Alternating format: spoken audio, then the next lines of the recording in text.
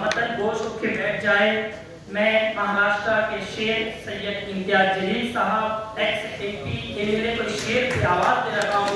कौम का रहबर है उम्मीद का सहारा है, कौम का रहबर है उम्मीद का सहारा है, ये सियासतदान भी हमारी जान है, ये हमारी जान है।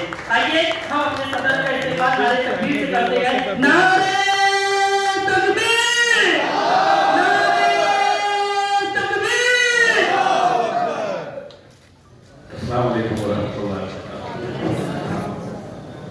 मजलिस इत्तेहाद और मुस्लिमीन के हमारे सीनियर कायद, मजलिस से बेपनाह मोहब्बत करने वाले जनाब अख्तर हाफिज साहब, मुंबई के सदर जनाब फारूक शाफी साहब, मेरे दोस्त वारिस पठान साहब, मुनव्वर भाई, तालुका अध्यक्ष अनवर साहब, यहाँ पर मौजूद मजलिस इत्तेहाद और मुस्लिमीन के तमाम जिम्मेदारान, मेरी पर्दा नशीन माएँ और बहनों, मैं समझता हूँ कि इस प्रोग्राम की तरकीब जैसी होनी चाहिए थी इसलिए नहीं हुई कि जिस जगह के ऊपर दफ्तर का इनॉग्रेशन किया गया, जिस इलाके में ले जाया गया, तो वहाँ पर बेहिसाब लोग मौजूद थे। नेता गाड़ियों में बैठे और यहाँ पर आ गए, जनता वहीं खड़े रह गई। ऐसा नहीं होना चाहिए मेरे हिसाब से।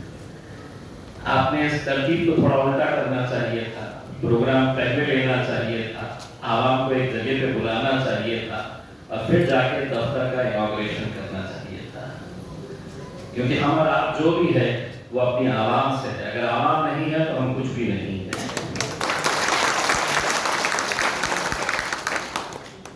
यकीनन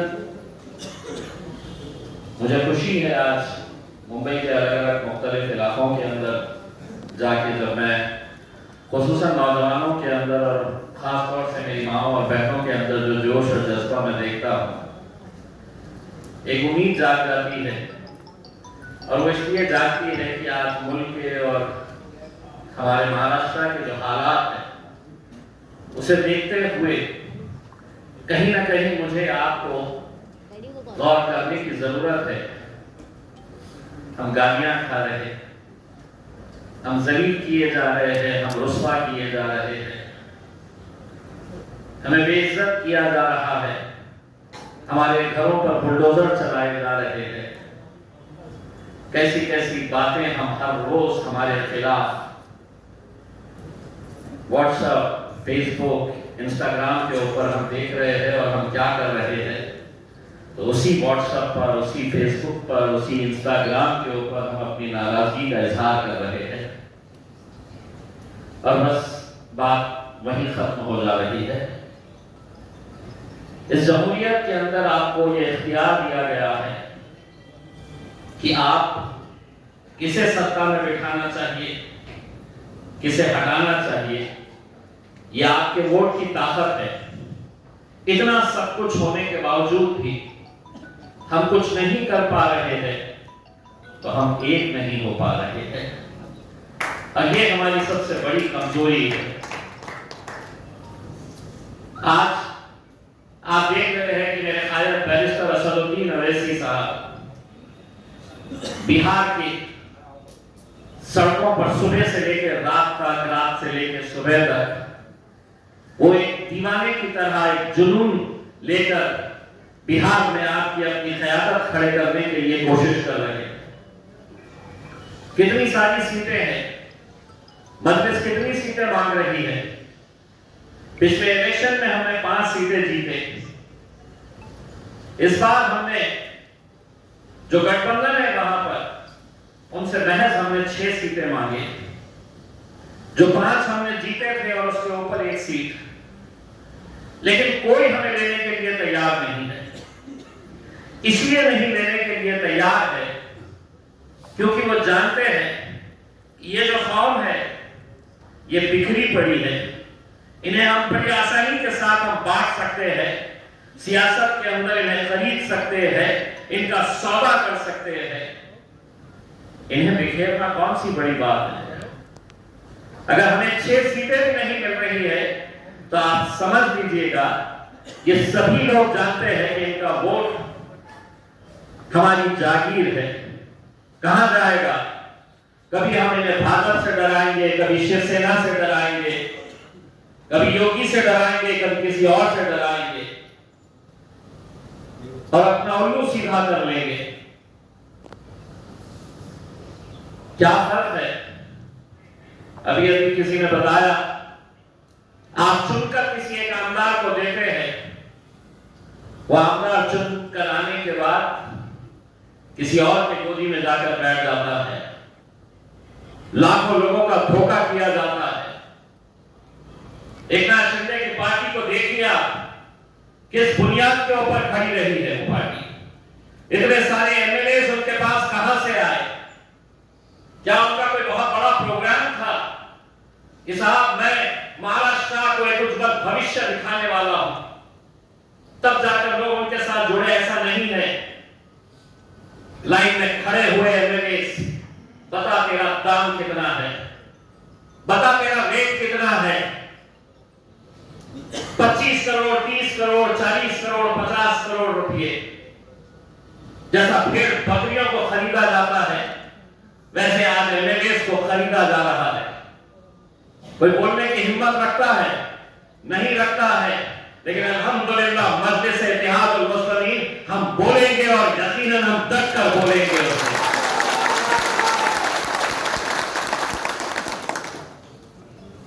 दिवाली का त्योहार आ रहा है। मैं तमाम मेरे हिंदू भाइयों को दिवाली की मुबारकबाद देता हूं और उनसे ये कहना चाहता हूं कि अगर ये मुल्क को मजबूत करना है, इस मुल्क की एकजहती को अगर मजबूत रखना है, तो उन लोगों की बातों में मत आओ कि यहीं से खरीदना, हमारे ही दुकानदारों से खरीदना। ये मुल्क की खूबसूरती है हमारी। हमने इतने सालों तक सभी जाति, धर्म और मजहब के लोग एक साथ मिलकर रहे हैं, तब जाकर ये भारत देश बना है। लेकिन आज अगर सबसे ज्यादा इस मुल्क को तोड़ने का अगर कोई काम कर रहे हैं तो वो नरेंद्र मोदी, देवेंद्र फडणवीस और भारतीय जनता पार्टी आरएसएस के साथ मिलकर इस मुल्क को तोड़ने का काम कर रहे हैं। हम कहीं नहीं जाने वाले। बार बार तुम्हारे लिए पाकिस्तान बनाया गया है, तुम वहां चले जाओ, तुम यहां क्यों है? हम उनको यही कहते हैं। जब मेरे बुजुर्गों से पूछा गया था कि तुम्हारे लिए हम सिर्फ एक मुसलमानों का मुल्क बना रहे हैं पाकिस्तान, वहां चले जाओ, तो हमारे बुजुर्गों ने कहा था कि नहीं, मैं इस मिट्टी के अंदर पैदा हुआ हूं और इंशाअल्लाह इसी मिट्टी के अंदर हम दफन होंगे। लेकिन आज आप सोचिए कैसे कैसे ताने हमें दिए जाते, कैसे कैसे बातों का हमें सामना करना पड़ता है। कुछ दिन पहले आपने देखा होगा, महाराष्ट्र के एक शहर में हम गए थे असद साहब के पास। चिल्लर चालर इतने से भाजपा का कोई नेता इतना सा है,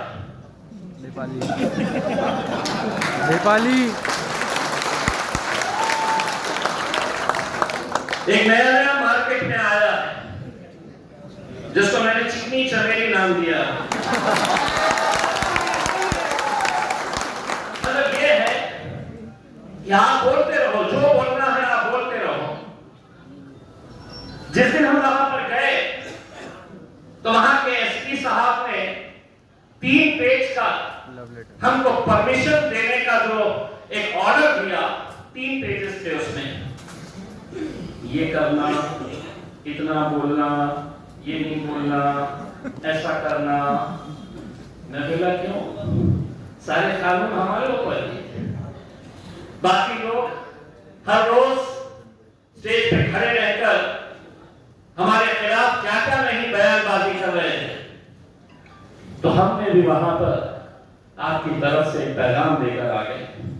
हम पुलिस का, हुकूमत का, सरकार का, प्रशासन का हम इज्जत एहतराम करते हैं। उन्होंने कहा कि ये नहीं बोलना, हमने कहा हम नहीं बोलेंगे, लेकिन बाद में उनको ये भी बोल दिए अगर इसके बाद अगर किसी शहर के अंदर अगर इस कौम को अगर किसी ने गाली दिए, उस लहजे के अंदर अगर बात किए, जिस लहजे में बात करने से तुम हमें रोक रहे थे, तो एक बात समझ लेना, उस शहर के अंदर जब दोबारा हमारा जलसा होगा तो हमारी जबान कितनी खूबसूरत है हम जरूर आपको दिखाएंगे। हमारी जबान कितनी लंबी है हम आपको ये जरूर दिखाएंगे। मरना सबको है, कोई आबे हयात की कराया है, कोई जिंदगी भर जीने वाला है नहीं। कमजोर अगर है, डरपोक अगर है, तो किसी और पार्टी में चले जाओ मेरे भाई, मजलिस के अंदर जगह नहीं है। बोलने की हिम्मत रखो, ताकत रखो। मुझसे भी कहते हैं लोग आज के दौर के अंदर कैसा आप जाकर कह देते हैं। बिहार में जाकर उत्तर प्रदेश के मुख्यमंत्री को मैंने एक सभा के अंदर बोल दिया था,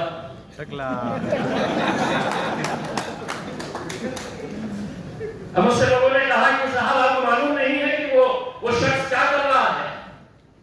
मैं कहा अगर उसके बाद हिप्पी कट होते तो मैं उसको हिप्पी बोला होता।